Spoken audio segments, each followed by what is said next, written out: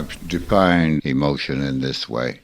Emotion is thought connected to feeling. Okay?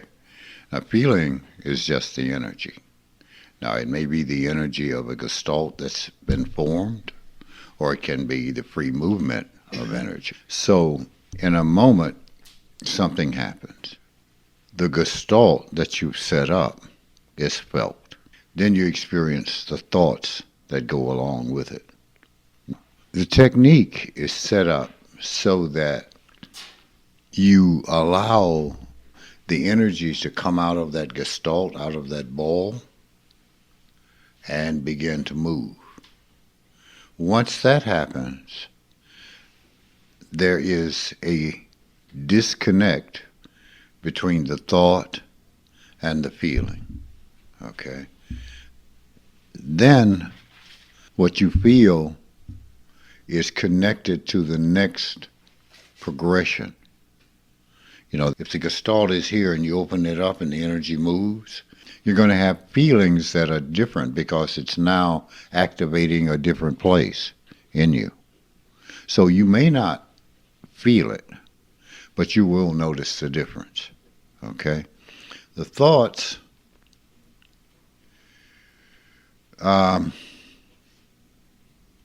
you connect thoughts to stuff when you're little. People help you connect thoughts to it. Okay? They'll say you're feeling good, or you're feeling bad, or you're feeling this way or that way. Well, those are just intellectual definitions. And because we live in a society where we all connect up together and we try and understand each other, or kind of, we try and understand each other, we have a common definition. The truth is, none of that makes any sense. In truth, in the way we respond, it makes a difference. But it also answers the question of why we can't get along, not really. Why we can't communicate, why we can't understand each other.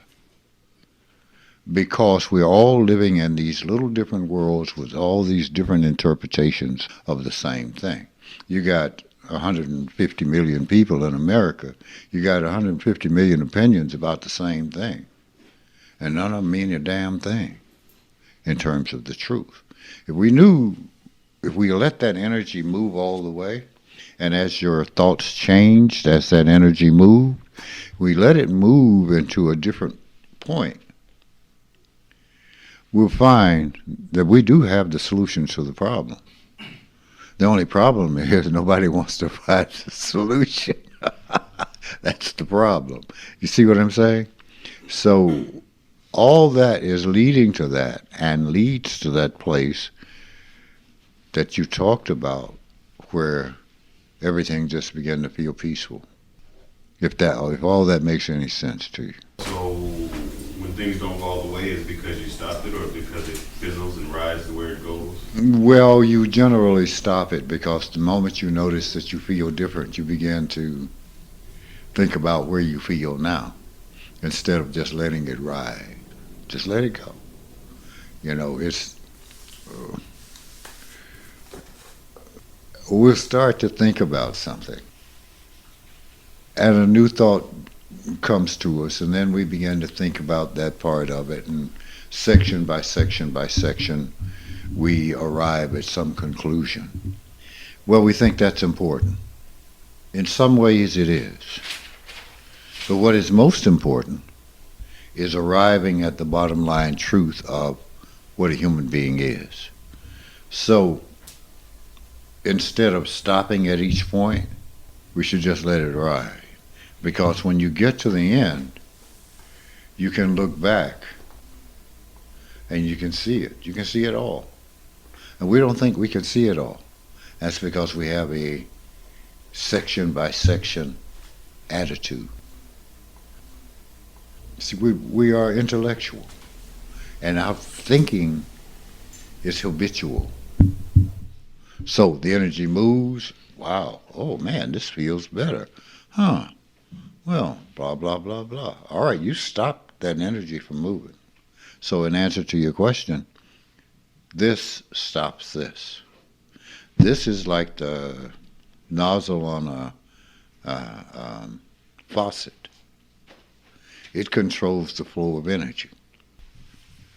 That's another one of the habitual behaviors that we have to overcome. It's that desire to want to stop it and go, wow, look at where I am here. Wow, look at where I am here. This is one of the reasons why I caution.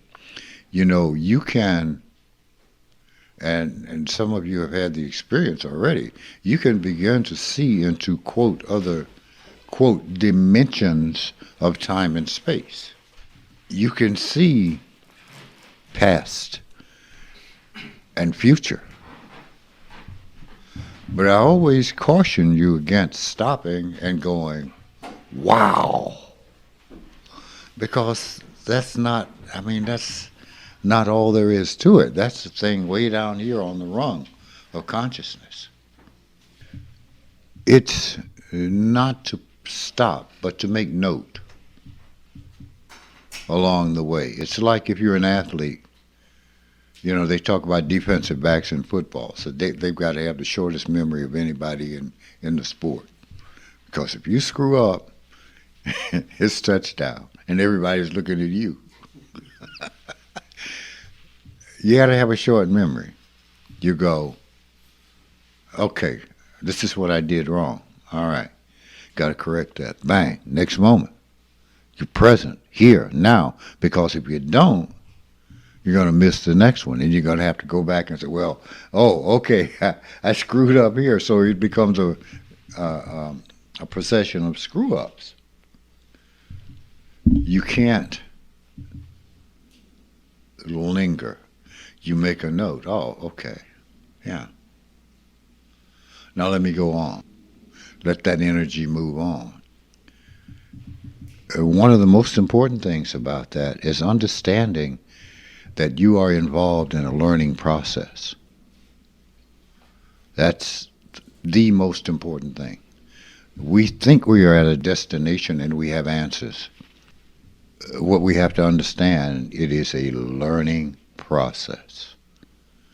This is the game ad infinitum. Learning process. Every moment is, wow. Oh.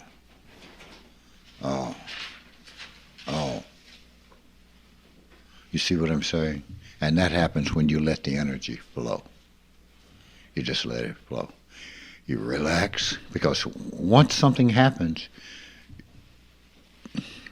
if you notice, a part of building the next gestalt is tension. So you go, wow, and you tense, and you create another gestalt. That's why in your instructions about the technique, it is to put your attention where you feel the tension and relax. Because you really don't want to form another gestalt in the body. What you want to do is experience the energy for what it is. Make sense? All energy carries its own message about things. The energy of hydrogen carries the message about hydrogen. You can look at an isotope. An isotope is different. It can still be hydrogen, but it'll be hydrogen just a little different. Well, you can tell that difference by the energy. Okay? You can either, I don't know, all the things they can go through in the lab now to determine all of that. But I know you can determine inside by what you feel. The whole idea is that you have to be quiet enough. And see, that's the base that you came to with that. You have to be quiet enough to hear. And at some point, see the representation. See the message. Yeah, that. Yeah, symbol. Brumpo. No.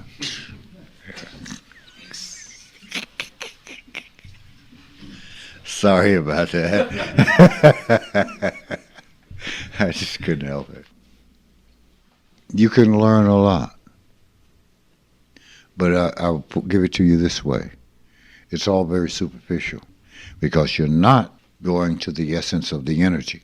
What formed this? When you look at the Big Bang or the Big, things were almost formless. They were pretty much energy. As the energy moved, you created a thing called time. And in the creation of this thing called time, vibrational frequencies began to change.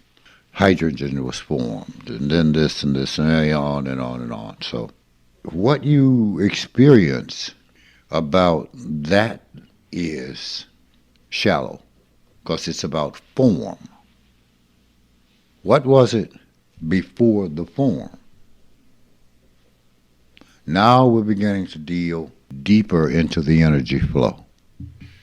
All that information is there if you allow for an absolute energy flow. And I know it seems like it's very far-fetched and very far away, but I'm here to tell you it's not. And this is all the Buddha was trying to tell you. It's all the Christ was trying to tell you, and a multitude of other people.